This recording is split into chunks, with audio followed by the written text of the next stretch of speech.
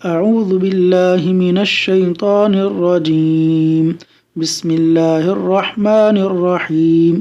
قرض، فکر و غم دور کرنے کا وظیفہ۔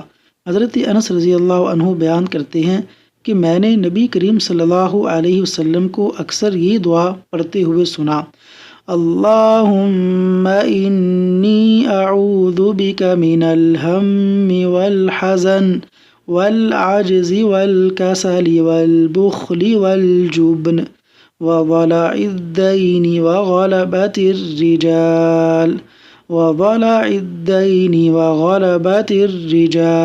ترجمہ: اے اللہ، میں فکر و غم سے تیری پناہ چاہتا ہوں، عاجزی اور کمزوری سے، بخل سے اور بزدلی سے، قرض کے بوجھ اور انسانوں کے غلبے سے بھی تیری پناہ طلب کرتا ہوں۔ صحیح بخاری، حدیث نمبر 6363۔